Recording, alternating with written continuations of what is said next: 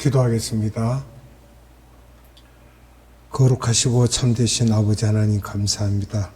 지난 한 주간도 우리를 세상에서 보호하시고 지켜주시고 또한 이렇게 복된 날 우리를 부르사 생명의 말씀 앞으로 인도하신 하나님께 감사와 찬양과 영광을 돌립니다. 성령님 이 시간 함께해 주셔서 말씀 가운데 역사하사 예배를 드리는 모든 자들에게 충만하시고 기름 부어주시기를 원합니다. 아버지 하나님께 감사드리며 예수님의 이름으로 기도드리옵나이다. 아멘. 이 시간은 누가복음 배경, 저자, 개요 세 번째 시간입니다. 사복음서 중에 누가복음에만 있는 내용들이 있습니다. 이런 면에서 누가는 상당히 특수한 분으로 보고 있습니다. 첫째, 세례 요한의 출생을 예언하고 또 출생하셨죠. 예수님이 출생할 것을 또한 예언하고 마리아 이야기로부터 자세히 기록하면서 예수님이 탄생하십니다. 누가복음 1장 1절에서 2장 7절에까지 기록되어 있죠. 두 번째는 목동과 천사들의 이야기와 예수님의 어린 시절과 예수님에 대한 예언을 하였던 시므온과 안나 선지자 이야기와 예수님이 12살 때 성전에서 성경 이야기 하신 것을 기록하고 있습니다. 누가복음 2장 8절에서 52절이죠. 다 누가복음에만 나오는 이야기입니다. 세 번째는 나사렛 자기 고향에서 배척당하시는 이야기를 기록하고 있습니다. 누가복음 4장 28절로 30절에 네 번째는 등불의 비유를 하고 있습니다. 누가복음 8장 16절로 18절에 기록되어 있습니다. 다섯 번째는 사마리아인들과 대립하고 있습니다. 누가복음 9장 51절로 56절입니다. 여섯 번째는 70인 전도자 파송하는 말씀이 기록되어 있습니다. 선한 사마리아인의 비유가 또 등장하고 있습니다. 누가복음 10장 1절에서 42절에 기록되어 있습니다. 마태복음에서는 12제자를 파송했다고 하는데 누가복음에서는 70인을 파송했다고 하고 있으며 어떤 성서 원어에는 72인이라고도 하고 있습니다. 일곱 번째, 화 있을진저라는 그 이야기를 마태복음에서는 7번 했는데 누가복음에서는 모양을 달리해서 6번을 하고 있습니다. 여덟 번째, 어리석은 부자에 대한 이야기와 시대적인 분별력이 없는 것을 꾸짖으시는 내용이 있습니다. 누가복음 12장 13절에서 59절에 기록되어 있고요. 아홉 번째로는 회개를 촉구하시고 열매 맺지 못하는 무화과 나무의 비유를 말씀합니다. 누가복음 13장 1절에서 9절입니다.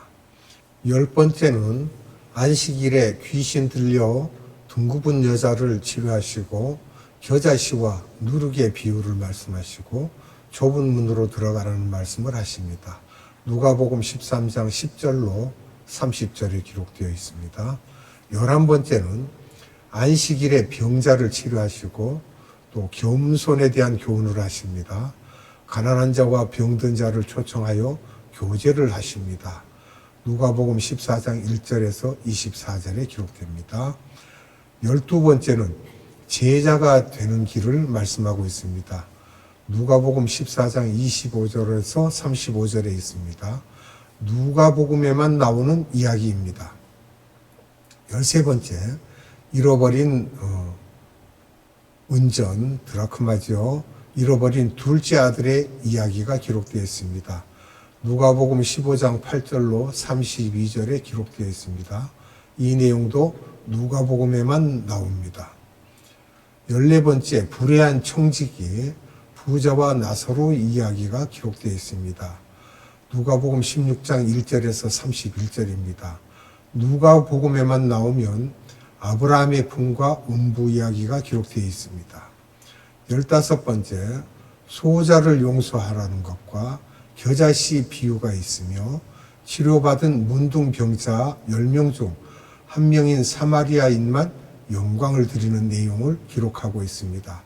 누가복음 17장 1절에서 19절입니다. 16번째는 끈질긴 과부 이야기와 바리새인과 세리 이야기가 있습니다. 불의한 재판관에 대한 이야기죠. 누가복음 18장 1절에서 14절에 기록되어 있습니다. 17번째는 삭개오의 회개와 10명의 하인과 은 열무나 비유에 대한 말씀을 하고 있습니다. 누가복음 19장 1절에서 27절에 기록되어 있습니다. 18번째는 예수님의 부활하심과 엠마오로 가는 두 제자 이야기와 승천하심에 대한 이야기가 기록되어 있습니다. 누가복음 24장 1절에서 53절에 기록되어 있습니다. 다른 복음서에는 부활하신 후에 예루살렘에서 갈릴리로 가셔서 나타나실 것을 말씀하셨는데 여기서는 엠마오로 가는 두 제자에게 나타나심을 이야기하고 있습니다. 그러면 누가복음은 포괄적인 신학 총서입니다. 예수님의 인성을 이야기하고 있지만 그것이 메인 이슈는 아니며 누가복음의 메인 이슈는 기독론입니다. 기독론이란 말은 하나님의 아들이심, 동정녀 탄생, 메시아, 그리스도, 시므온과 안나가 예언했으며 예수님은 또 선지자이심을 드러내고 있습니다. 두 번째로는 역사론입니다. 그래서 1, 2권을 쓰십니다. 세 번째는 전도론과 선교론입니다. 문서를 대량으로 보급한다는 것이죠. 누가복음에는 7병이어는 없고 5병이어만 있습니다. 7병이어는 마태복음에만 있습니다. 사마리아인을 우대하는 것도 이방인을 우대하는 것이며 70인 파송도 선교와 관계되며 잃어버린 아들 이야기도 전도에 대한 말씀이며 선교와 관련이 있습니다. 네 번째, 구원론이 등장합니다. 요나의 표적에 대한 말씀을 하고 있죠. 누가복음 11장 29절로 32절에 기록된 요나의 표적을 말하고 있고요. 다섯 번째는 성결론이 등장합니다. 산상수훈, 즉 마태복음 5장에서 7장이죠. 산상수훈을 줄여서 성령님의 조명하심 가운데 표현 방법을 달리하여 기록하였습니다. 누가복음 6장 20절에서 49절이에요. 어떤 분들은 누가의 산상수훈과 마태의 산상수훈이 다르다고 하는데 다른 것이 아니라 같은 것입니다. 그 다음에 여섯 번째는 성령론인데요. 아주 굉장히 성령론이 강합니다. 일곱 번째는 사회복음론입니다. 누가복음에만 꽉 차 있습니다. 선한 사마리아인의 이야기, 어리석은 부자 이야기, 가난한 자, 절름발이, 소경들을 초청하여 예수님이 관계 맺는 이야기, 부자와 나사로 이야기, 10명의 문둥병자를 치료하시는 이야기, 끈질긴 과부에 대한 이야기, 과부의 헌금 이야기, 바리새인과 세리 이야기 등 불쌍한 사람, 병든 자, 소외된 자, 여자들을 돌보아주라는 것입니다. 이게 사회복음입니다. 여덟 번째는 여성 우대론입니다. 여성 우대론. 마리아의 족보로 예수님의 족보를 시작하여 안나 선지자 이야기를 초반에 다루고 끈질긴 과부도 대단한 여자임을 보여주며 다른 복음에는 여자를 우대하는 이야기가 거의 없으며 다른 분들도 부분 보여주셨지만 그들이 타치하지 않는 것을 이야기해 주시면서 이런 면에서 하나님의 크신 부분을 총체적으로 볼 수 있게 해주고 있습니다. 아홉 번째, 제자론입니다. 제자가 되기 위해서는 희생을 하라는 것입니다. 즉 나를 사랑하면 너의 십자가를 지라고 하시면서 부모와 처자와 형제와 자녀들보다 나를 더 사랑하라는 것입니다. 누가복음 14장 25절에서 35절에 기록되고요. 누가복음 9장 57절에서 62절에 기록되어 있습니다. 마지막엔 종말론입니다. 10번째로는 마태복음의 감람산 설교를 참조하여 기록하면서 휴거 때 들림받는 자의 7가지 조건을 기록하지 않았습니다. 누가복음 12장 35절로 48절에 기록되어 있습니다. 누가복음과 사도행전의 중요성을 살펴봅니다. 첫째, 바울 서신 13권을 해석하기 위하여 누가복음과 사도행전이 기초 문헌으로 꼭 필요하며 바울 신학을 이해하기 위해서는 누가가 쓴 이 두 책이 있어야 합니다. 두 번째, 초대교회 교부들의 모든 문헌들을 이해하는데 필수적입니다. 안디옥 교회가 진정한 하나님의 뜻에 부합된 교회라는 것을 알 수가 있습니다. 세 번째, 1세기 기독교 역사를 기록하고 있습니다. 누가의 기록에 정확히 나오고 있습니다. 누가는 BC 4년에서 AD 30년까지의 내용을 누가복음에 기록했고요. AD 30년에서 62년까지 사도행전을 통하여 기록하고 있으며 그 후에는 기독교의 역사가 분명히 기록된 책이 없는데 사도 바울이 AD 62년에서 68년까지 쓴 디도서, 디모데 전후서 등 세 권을 보면서 연대순으로는 안 되어 있지만 어느 정도는 짐작할 수 있으며 그래서 AD 70년까지 알 수 있으며 그래서 베드로가 언제 순교하였는지 64년에서 5년으로 추정하며 또한 누가가 언제 주님 나라에 갔는지를 모른다는 것입니다. 네 번째, 유대인 중에서 유대 역사를 잘 기록한 요세푸스를 통하여, 요세푸스는 AD 95년이죠. 비기독교인의 입장에서 기록한 내용 속에서 기록한 이야기들이 뜨문뜨문 나오고 있습니다. 예수님의 십자가 죽음과 부활, 승천 사건에 대해서요.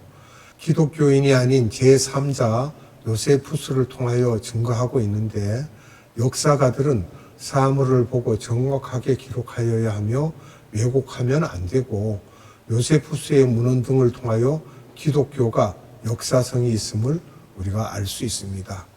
누가의 기록들을 우리 기독교인들은 믿지만 비기독교인들 입장에서는 믿지 않고 그것은 너희들 이야기일 뿐이라고 할 수 있지만 제3자인 요세푸스의 문헌 등을 통하여 그 자료가 뒷받침해 주고 있기 때문에 정확하게 믿을 수 있는 것입니다. 기독교는 기록문화이며 기록문화의 중요성이 확실하게 되어 있습니다. 하나님께서는 우리 인간들에게 모든 사건들을 기록하게 하시는데 구약에서도 주님의 종들을 통하여 기록하게 하셨고 기독교와 유대교는 기록문화이며 역사적, 시적, 예언적인 차원에서 기록하게 하시며 타 종교는 기록문화가 약합니다.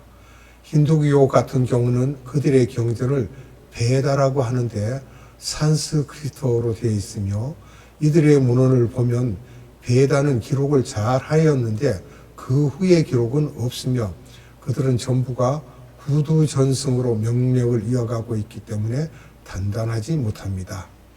불교도 마찬가지로 경전이 있긴 하지만 기독교처럼 잘 되어 있지 않고 대부분이 구두로 전승되고 있습니다. 이슬람도 마찬가지로 모하멧이 받았다고 하여 기록하긴 하였지만 자세하지 못하며 하디스라고 하여 구두로만 전승하고 있습니다. 기록된 것도 갑자기 써서 조잡스러우며 코란을 보면 답답한데 그것을 믿는 것을 보면 사탄의 인물이기 때문에 믿는 것이지 앞뒤가 맞지 않습니다. 이렇게 기록 문화가 문서로 만들어서 다 보관케 하는 문화이며 그래서 서양 문화는 도서관이나 장서 시스템이 잘 되어 있으며 수천 년 전부터의 자료들이 다 보관되어 있습니다. 한국은 불교, 유교 문화이기 때문에 100년 전의 기독교의 역사에 대한 것도 기록되어 있지 않으며 그것을 보기 위해서는 여기저기에서 빌려와야 하며 그 당시 한국에 오셨던 선교사들이 기록한 일기가 그 후손들에 의하여 나오게 되면서 그것을 통하여 역사를 알 수 있으며, 우리나라 문화는 정치하는 사람들이 기록을 하지 않았으며 사진도 없습니다. 그래서 이런 부분에서 선진국이 되기 위해서는 기록을 잘 하여야 합니다. 누가복음을 기록하면서 여러분들도 역사적인 개념을 가지고 신앙생활을 하시기를 원합니다. 그러면 이어서 누가복음의 개요에 대해서 말씀을 드리겠습니다. 첫째, 머릿말이 기록되어 있죠. 1장 1절에서 4절까지 말씀을 보겠습니다. 누가복음 1장 1절로 4절입니다. 우리 중에 이루어진 사실에 대하여 처음부터 목격자와 말씀에 일꾼된 자들이 전하여 준 그대로 내력을 저술하려고 붓을 든 사람이 많은지라 그 모든 일을 근원부터 자세히 미루어 살핀 나도 데오빌로 각하에게 차례대로 써 보내는 것이 좋은 줄 알았노니 이는 각하가 알고 있는 바를 더 확실하게 하려 함이로라. 아멘. 두 번째는 예수님의 초림에 대해서 기록하고 있는데 누가복음 1장 5절에서 2장 52절까지입니다. 여기에서 이제 순서대로 하면 세례 요한의 출생은 예언되어 있습니다. 누가복음 1장 5절로 25절이며 예수님의 탄생 예언이 또 기록되어 있습니다. 누가복음 1장 26절로 56절입니다. 그 다음에 세례 요한의 출생이 나옵니다. 누가복음 1장 57절로 80절에 기록되었고요. 그 다음은 예수님의 탄생에 대한 말씀이 나옵니다. 누가복음 2장 1절에서 7절입니다. 목동과 천사들의 이야기도 기록되어 있습니다. 누가복음 2장 8절로 20절에 기록되었습니다. 그 다음은 예수님의 어린 시절이 나옵니다. 누가복음 2장 21절에서 52절에 기록되어 있습니다. 여기에서 우리가 또 자세히 보면 예수님이 성전에 드려짐을 우리가 볼 수 있습니다. 누가복음 2장 21절에서 24절이고요. 그 다음에 시므온의 예언이 등장합니다. 누가복음 2장 25절로 35절입니다. 그리고 안나의 예언이 나옵니다. 누가복음 2장 36절에서 40절입니다. 그 다음은 12세 때 성전에서 선생들과 대담을 하십니다. 누가복음 2장 41절로 52절에 기록되어 있습니다. 세 번째는 예수님의 공생의 준비에 대한 말씀이 기록되어 있습니다. 이 내용은 누가복음 3장 1절에서 4장 13절까지 기록되었는데요. 여기에서 우리가 네 가지로 보면 첫째, 세례 요한이 그 길을 예비함에 대해서 말씀하고 있습니다. 누가복음 3장 1절로 20절이며 두 번째는 예수님이 세례 받으시는 말씀이 나옵니다. 누가복음 3장 21절과 22절입니다. 세 번째는 예수님의 계보에 대해서 말씀하십니다.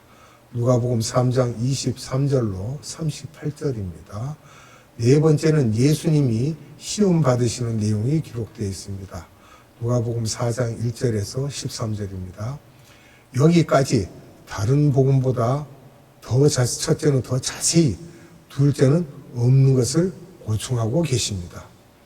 그러면 네 번째로 갈릴리 지방에 대한 사역에 대해서 살펴봅니다. 누가복음 4장 14절로 9장 9절에 이르는 내용인데요. 여기에서도 우리가 살필 것은 먼저 고향 나사렛에 사역을 하십니다. 여기에 누가복음 4장 15절에서 30절에 기록되어 있습니다.